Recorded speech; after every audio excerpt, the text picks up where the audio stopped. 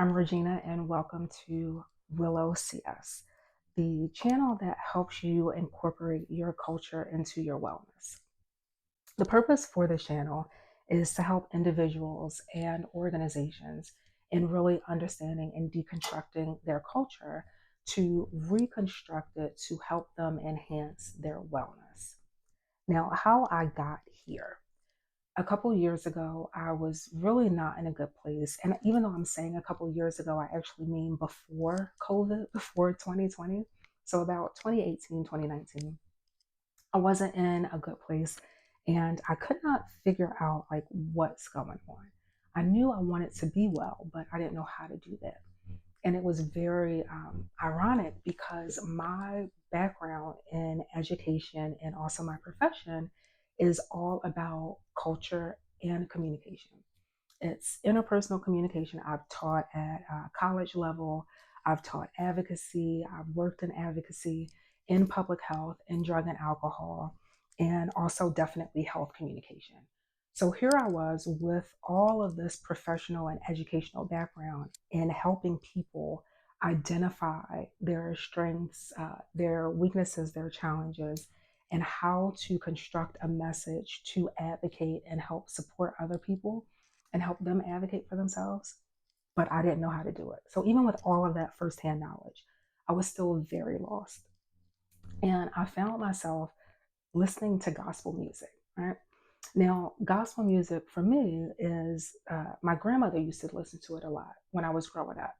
Now, it's not I love music, but it's not necessarily my go to genre. So when I realized, like, I'm listening to gospel music, but I don't normally listen to that. So that is a sign for me that something like I'm stressed, something is wrong. This is a comfort type of music. And when I started to look at that, I'm like, again, why am I listening to gospel music? Okay, it's my grandmother growing up. She listened to it. So I'm going back to that space. And if I'm listening to gospel music, what are the other things that I'm doing that's from when I was growing up or from my culture? Once I started realizing and creating this list of things, signs that I was not well, basically, signs that I was stressed. We always talk about a comfort TV show. So looking at like what those comfort things were, the TV shows I watched, the activities I did, how I dressed, everything that I did, it was all about all of habit. These are the things that I was used to doing. These are the things from my past and growing up that were a part of my culture that weren't necessarily wrong, but it also wasn't helping me get better. And that's when I was so close to the fire, I didn't know how to put it out. That's when I started to really think about everything that I knew when it came to culture and when it came to health communication, which is how I started creating this framework that incorporates your culture into your wellness, which is called the Willow Plan. So, with this, I figure even with me having all of that background, that experience, that education, even though I was still, if I struggled with it, then I'm sure other people did. And that's how I came up with the Willow Plan. Um, with this, the whole point of like, why does it matter when it comes to culture and your wellness? Well, for one, we only understand things the way we understand them. That you have to really look at well, first off, what is culture? What is culture? Culture is one of those tricky things where it's everything and nothing. It's everywhere and nowhere. And that is why it's very hard for people to really identify what it is in order to be able to use it to get better. That's why a lot of theories and research out there is very hard to really get people to understand how to grasp it, how to look at it, and how to use it for their benefit because there's so many different definitions. The scope of culture is so big, it's hard to really define. But the way I look at it is it's all about those different environments, those different networks, situations, and groups that you are a part of that define how you operate in that space. Something that's very difficult is that when things are so ingrained in us, it's very hard for us to see it. So when a lot of people think of culture, they think of race, gender, age, geographical location. But the reality is, we are made up of multiple cultures. There is a culture to living in the city and living in the suburbs. There is a culture in your organizational culture, right? And that even differs depending on the department you're in that culture. There's a culture to the order of birth. If you are the oldest child, the youngest child, the middle child, or the only child. So it's looking at all of those things, right? What is that culture?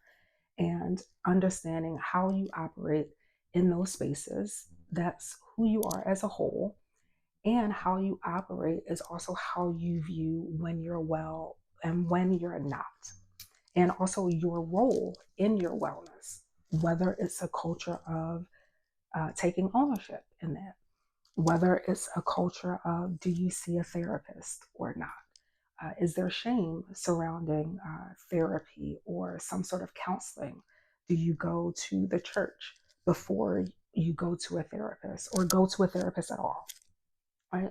So it's looking at that when we talk about culture, all of those things that you are a part of, things that make you you.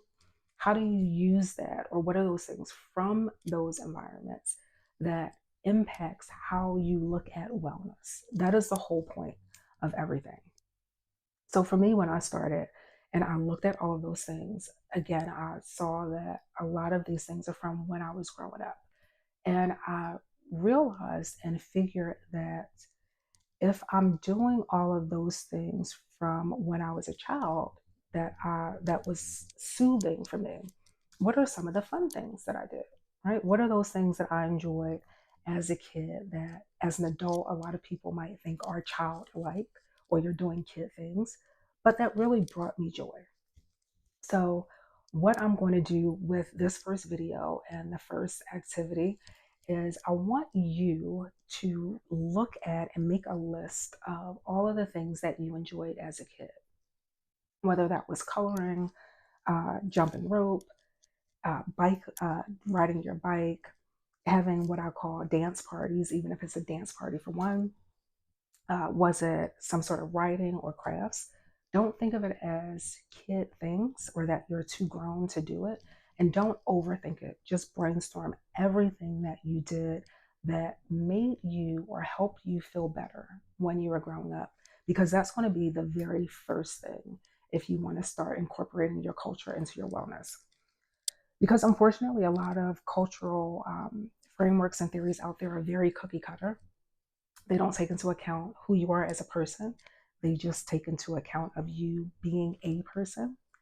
So think about all of the things you did as a kid, things that you enjoyed, things that brought you happiness, no matter how silly it was, no matter how goofy it might have been. Make that list.